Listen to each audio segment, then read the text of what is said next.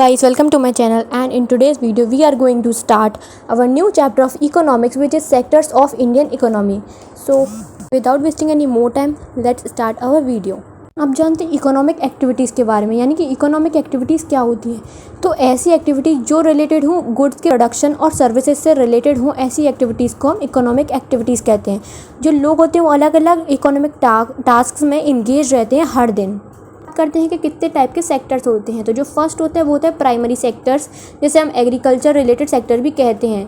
It involves activity using natural resource directly, यानी कि इस सेक्टर में हम लोग नेचुरल रिसोर्स को डायरेक्टली यूज़ करते हैं, जैसे कि farming, fishing, dairy, forestry etcetera. इसको प्राइमरी इसलिए बोले जाते हैं क्योंकि it form the basis for all the products. आप बात करते हैं सेकंड, जो कि होते हैं सेकेंडरी सेक्टर या फिर इंडस्ट्रियल सेक्टर्स। इसमें हम लोग जो नेचुरल प्रोडक्ट्स होते हैं उसको ट्रांसफॉर्म कर देते हैं और अदर फॉर्म में कन्वर्ट कर देते हैं थ्रू मैन्युफैक्चरिंग, जैसे कि spinning cotton into yarn, making bricks from clay associated with factories and industry. Third होता है टर्शरी सेक्टर, यानी कि सर्विस सेक्टर।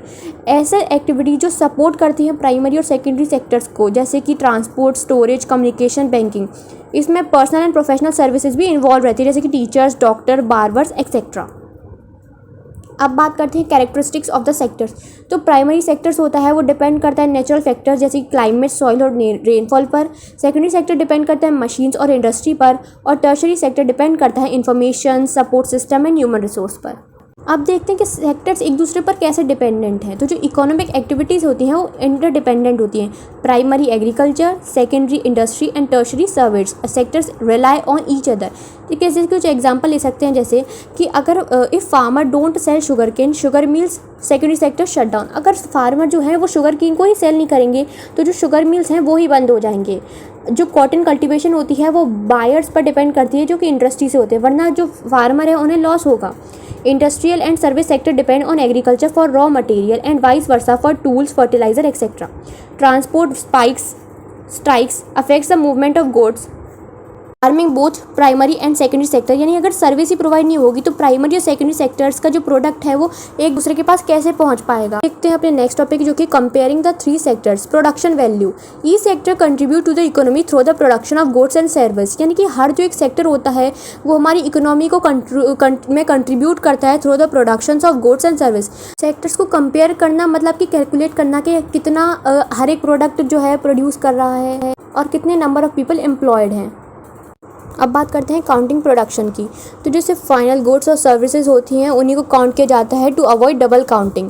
फॉर एग्जांपल गेहूँ से बनता है फ्लोर और फ्लोर से बनते हैं बिस्किट, और जो बिस्किट हैं वो कंज्यूमर्स को बेच दिए जाते हैं। तो जो बिस्किट की जो फाइनल वैल्यू होती है उसी को काउंट किया जाता है, क्योंकि वो जो व्हीट और फ्लोर की जो वैल्यू है वो तो बिस्किट में ऑलरेडी इंक्लूड ही है।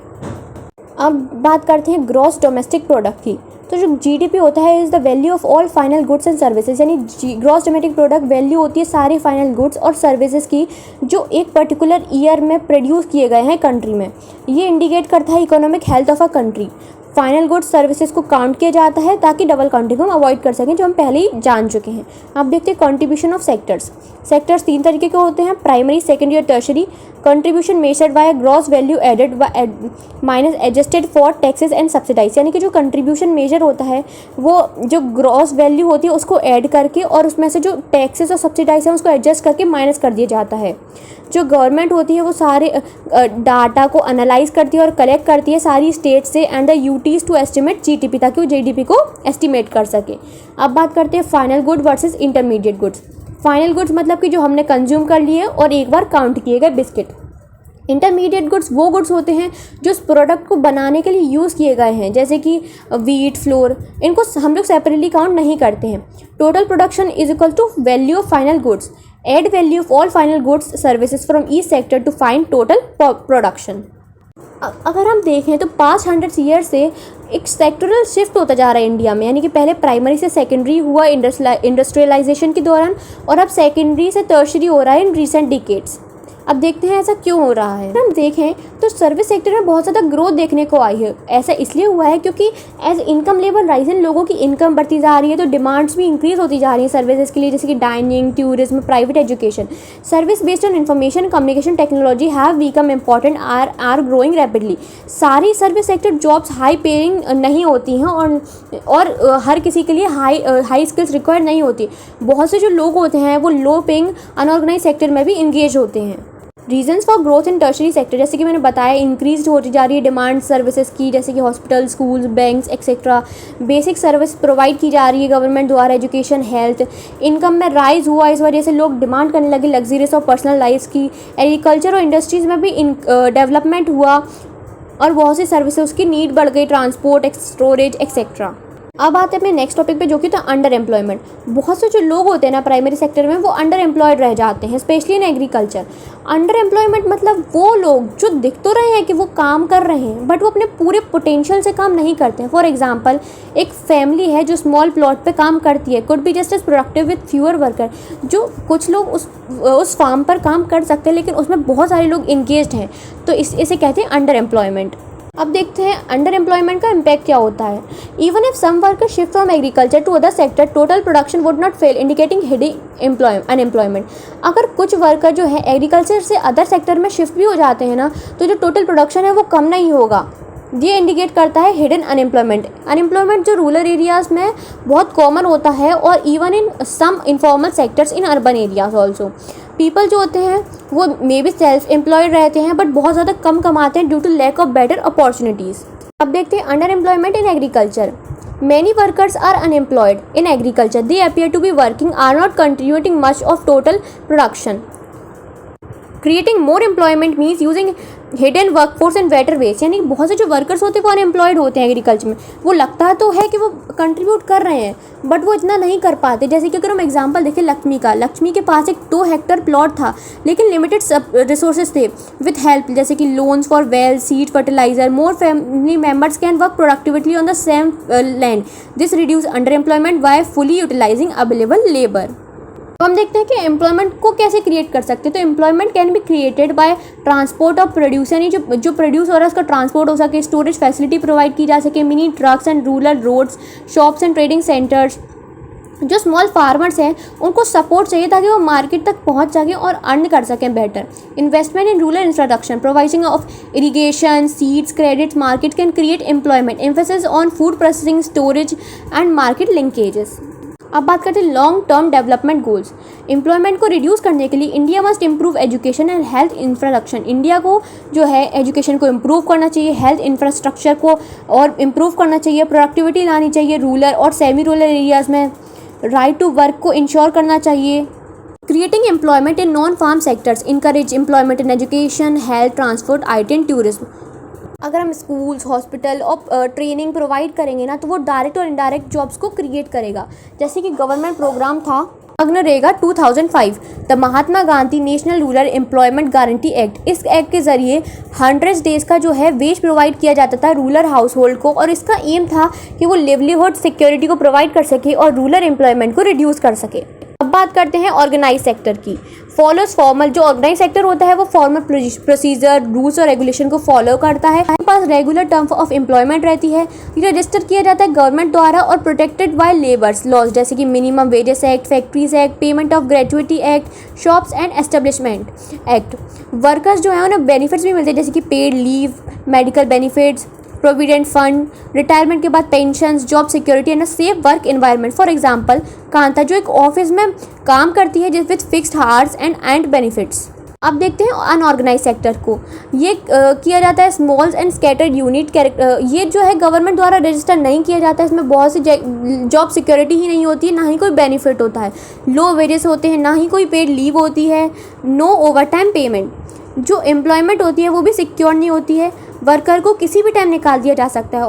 इसमें सेल्फ एम्प्लॉयड इंडिविजुअल इंक्लूड होते हैं जो इनफॉर्मल अरेंजमेंट में काम करते हैं। फॉर एग्जांपल जैसे कि कमल जो कि एक डेली वेज वर्कर है, जो कि ग्रोसरी शॉप में काम करता है बिना किसी बेनिफिट के और एक फिक्स सैलरी के साथ। डिफरेंस देख लेते हैं ऑर्गेनाइज और अनऑर्गेनाइज सेक्टर के बीच में। ये one of the most important topic है। जॉब सिक्योरिटी ऑर्गेनाइज सेक्टर में बहुत ज़्यादा हाई रहती है, लीगल प्रोटेक्शन रहता है, और अनऑर्गेनाइज सेक्टर में लो रहती है और कभी भी निकाल दिए जा सकते हैं। बेनिफिट्स रहते हैं जैसे कि leave, medical, pensions. Unorganized sector में बहुत ही कम या रहते ही नहीं है। वर्किंग कंडीशन ऑर्गेनाइज में सेफ रहती है और अनऑर्गेनाइज में पुअर और अनरेगुलेटेड रहती है। पेमेंट रेगुलर रहता है ऑर्गेनाइज में और अनऑर्गेनाइज में इरेगुलर। लीगल कवरेज जो होते हैं ये कवर रहते हैं बहुत से वेरियस लॉज के अंदर, और ये जो होते हैं लीगल फ्रेमवर्क के बहुत ही दूर रहते हैं। इनमें कोई लीगल काम होता ही नहीं है। अनऑर्गेनाइज सेक्टर में कुछ भी हो सकता है, एवरीथिंग इज अनएक्सपेक्टेड। अगर हम इस टेबल को देखें तो हमें पता चलेगा कि जो मेजॉरिटी ऑफ वर्कर हैं वो एग्रीकल्चर यानी प्राइमरी सेक्टर में काम करते हैं, वो इन अनऑर्गेनाइज सेक्टर। ऑर्गेनाइज सेक्टर में मेनली इंक्लूड है सेकेंडरी जैसे कि इंडस्ट्रियल और टर्शरीज वर्कर्स। ओनली जो 70% टोटल वर्कर हैं वो इन ऑर्गेनाइज सेक्टर में है, जबकि 83% अनऑर्गेनाइज सेक्टर्स में है। ऑर्गेनाइज सेक्टर जैसे कि teacher in school, doctor in hospital, और अनऑर्गेनाइज जैसे कि head load worker, farmer, daily wage labourer और small scale weaver. Who needs protection यानी प्रोटेक्शन की किसको ज़रूरत है? रूरल एरियाज़ में ज़रूरत है landless agriculture labourers, small farmers, artisans like weavers, blacksmith and carpenters. Urban area की बात करें तो वहाँ पे ज़रूरत casual worker in construction, street vendors, head load worker etcetera. बहुत से जो चैलेंजेस फेस करते हैं वो है lack of adherence to level work, कोई बेनिफिट नहीं मिलता, paid leave, pension, health insurance कुछ नहीं मिलता है। बहुत सी जो जॉब जो है वो लॉस होती जाती हैं, specially in urban area due to industries closing. अगर इंडस्ट्री भी बंद हो जाती है तो बहुत से लोगों की जॉब भी चली जाती है। देखते हैं कि हम लोग ऑर्गेनाइज और अनऑर्गेनाइज सेक्टर में वर्कर को प्रोटेक्ट कैसे करें। Characteristic of the organise and unorganise sector.